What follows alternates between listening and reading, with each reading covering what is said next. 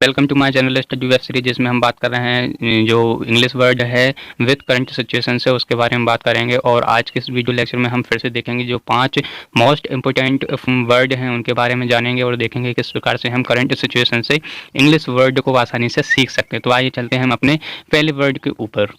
तो देखिए यहाँ पर आपको दिख रहा होगा कि एस्केलेटेड। क्या दिख रहा है? एस्केलेटेड। एस्केलेटेड का मीनिंग यदि हम देखें तो इसमें लिखा हुआ है कि पास्ट टेंस का है ये, और एस्केलेटेड इसका जो प्रेजेंट टेंस होगा वो होगा एस्केलेट। क्या होगा? एस्केलेट। तो इसका मतलब होता है टू कॉज समथिंग, मतलब कुछ किसी का कारण होना। टू बिकम स्ट्रॉन्गर और मोर सीरियस, मतलब कोई बहुत तीव्र या फिर बहुत ज़्यादा ही स्ट्रॉन्ग या मजबूत होना, कोई भी ऐसी स्थिति होना, कोई भी एक ऐसी स्थिति जो कि बहुत ज़्यादा तीव्र हो जाए।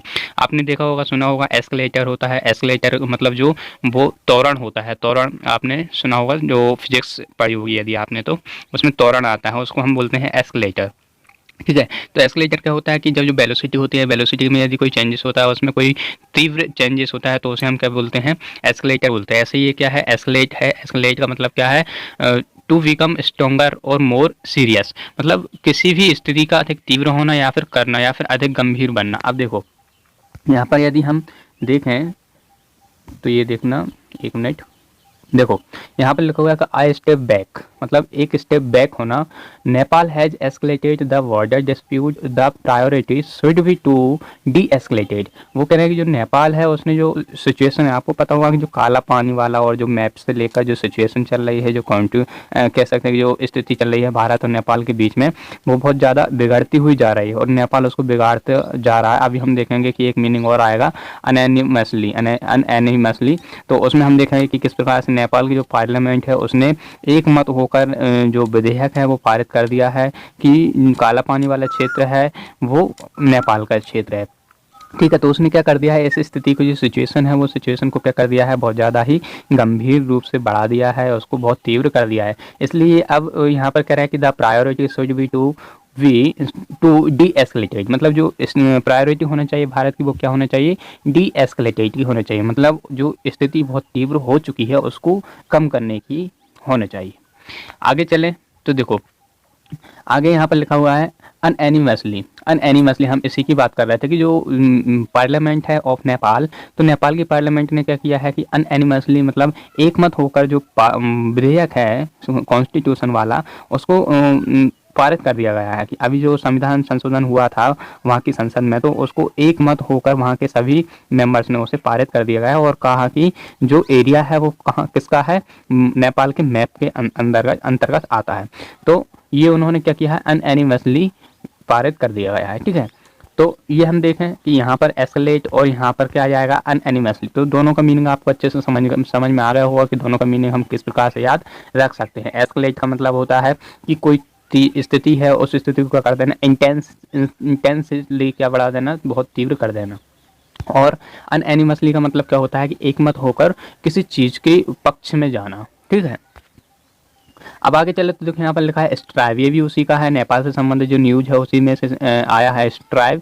यहाँ पर लिखा हुआ है कि पॉलिटिकल लीडरशिप इन बहुत कंट्रीज का मतलब यहाँ पर इंडिया और नेपाल की बात चल रही है। तो पॉलिटिकल लीडरशिप इन बहुत countries must strive to find a way out and restore a semblance है, सब्सटेंस नहीं, semblance of normalcy to a unique relationships in the South Asian context. तो क्या कहना है, जो दोनों देशों के जो लीडर हैं, नेता हैं, उनको क्या करना चाहिए कि जो साउथ एशिया में जो दक्षिण एशिया है वहाँ पर जो अनबैलेंस सिचुएशन चल रही है उसको क्या करना चाहिए? स्ट्राइव होने से क्या करना चाहिए, मतलब स्ट्राइव एक ऐसा कोई रास्ता है जिसको हमें फाइंड करना चाहिए। तो देखो इस टाइप का मीनिंग देखें तो यहाँ पर आपको दिख रहा होगा to try very hard to do और गेट समथिंग, मतलब कठोर परिश्रम करना या फिर कुछ करने या पाने के लिए कुछ करना। तो देखो यहाँ जो न्यूज है, न्यूज में लिखा हुआ है कि मस्ट स्ट्राइव। तो क्या है मस्ट? देखो यहाँ पर मस्ट आया, मस्ट का मतलब होता है कि कोई चीज़ बहुत ज़्यादा ही आवश्यक है, उसको हम छोड़ नहीं सकते। जैसे आज के समय में भी हम बात करें कि नॉलेज इज मस्ट। क्या है? Knowledge is must. तो ज्ञान क्या है? बहुत ही आवश्यक है, इसको हमें छोड़ना नहीं चाहिए किसी भी व्यक्ति के लिए। तो ऐसे ही क्या कह रहे हैं कि वो जो बहुत कंट्रीज हैं उनको क्या है? Must strive. स्ट्राइव का मतलब ऐसा कुछ रास्ता निकालना चाहिए, मतलब जो एक ऐसा परिश्रम करना चाहिए जिससे कि जो सिचुएशन है वो क्या हो? ठीक हो जाए, नॉर्मल हो जाए। यहाँ पर लिखा है कि normalcy to unique relationship. ठीक है। अब आपको समझ में आ गया होगा कि जो स्ट्राइव, इस टाइप का मीनिंग क्या है, ऐसा चीज़ या फिर कोई कार्य करना या परिश्रम करना, या फिर हम कह सकते हैं कि कोई एक रास्ता निकालना जिससे कि जो रिलेशनशिप है वो क्या है, टूटे नहीं।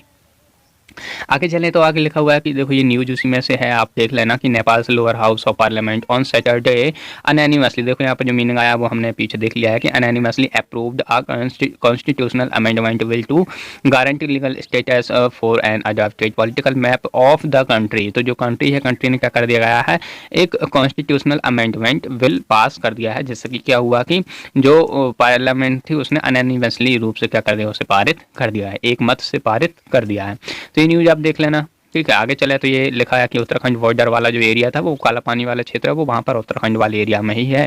ठीक है, जहाँ से कैलाश मानसरोवर यात्रा भी होती है और बहुत सारे हमारे मिलिटेंट्स भी है ना, वो वहाँ से पास करते हैं। और जब भी कोई रणनीतिक क्षेत्र है वो पूरा देखते, जहाँ पर कोई हलचल होती है तो उसी क्षेत्र से हमारे जो सैनिक हैं वो आते जाते हैं। ठीक है, आगे चलें तो आगे देखो जो मीनिंग है वो है एक्सपोजेस। क्या है, एक्सपोजेस। एक्सपोजेस का मीनिंग यदि हम देखें तो यहाँ पर लिखा हुआ है कि to show something that is usually hidden, मतलब कोई ऐसी चीज़ जो छुपी हुई हो या फिर गुप्त रहने वाली हो या फिर जैसे छुपा दिया गया हो। ठीक है, to tell something that has been kept secret, या फिर कुछ ऐसी चीज़ जो छुपी हुई है और उसको क्या कर दिया है, बता दिया गया है।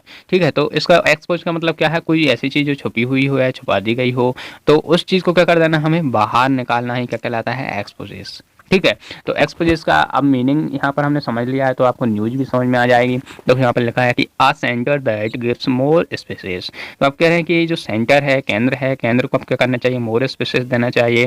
किसके लिए देना चाहिए, तो यहाँ पर नीचे लिखा है कि Covid exposes limit of centralise approach, finance commission must rest the balance. क्या कह रहे हैं, जो कोविड-19 स्थिति है, जो कोविड-19 के द्वारा क्या हुआ है कि जो सेंट्रलाइज्ड अप्रोच है, जो केंद्रीय, मतलब कह सकते हैं कि जो केंद्र के लिए ज़्यादा शक्तियाँ देना, ऐसी जो अप्रोच बना के रखी है वो कोविड ने क्या कर दी है, एक्सपोजेस कर दी है कि उसकी कुछ लिमिट्स हैं, उसकी कुछ सीमाएं हैं। जहाँ तक हम देखते हैं कि जो सेंटर के पास ज़्यादा पावर्स होती हैं और जो स्टेट गवर्नमेंट होती हैं उसके पास फिनांस के मामले में थोड़ी कम पावर्स होती हैं, और बाकी पावर्स तो ऐसा है कि कुछ स्टेट सब्जेक्ट भी होते हैं, कुछ सेंटर सब्जेक्ट होते हैं, और कुछ ऐसे सब्जेक्ट होते हैं जिन पर दोनों वर्क कर सकते हैं। ठीक है, लेकिन फिर भी उन पर क्या होता है कि पावर सबसे ज़्यादा किसको मिलती है, सेंटर को मिलती है। ठीक है, और ऐसी कई ऐसी सिचुएशन आती हैं जहाँ पर क्या कर सकते हैं कि जो सेंटर होती है, जो पार्लियामेंट होती है, यदि उसने कोई भी जो विधेयक है, ये बिल है, उसको पारित कर दिया, तो स्टेट गवर्नमेंट के जो सब्जेक्ट हैं उस पर सेंट्रल गवर्नमेंट क्या कर बना सकती है, लॉ बना सकती है।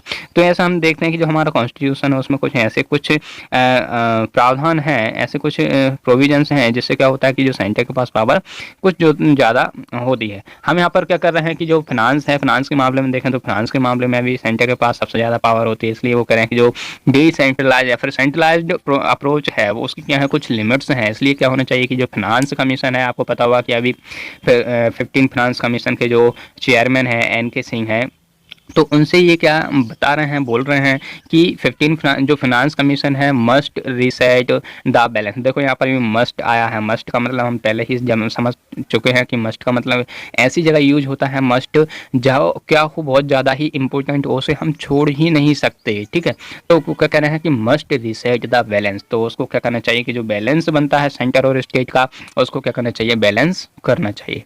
एक्सपोजेस का मीनिंग हमने देख लिया कि एक्सपोजेस का मतलब क्या होता है, कोई ऐसी चीज़ जो छुपी हुई हो, जो हिडन हो, उसको हम क्या करते हैं, रिवील करते हैं। रिवील का मतलब उसे बाहर कर दें या फिर कट कर दें या ओपन कर दें। ठीक है, तो एक्सपोजेस का मतलब अब हम समझ गए हैं। यहाँ पर Covid to exposes limits of centralise approach, मतलब जो सेंटर अप्रोच है उसकी जो लिमिट है उसको क्या कर दिया है, उसने कोविड ने एक्सपोजेस कर दिया है, मतलब बाहर निकाल दिया, जो पहले क्या था, छुपी हुई थी।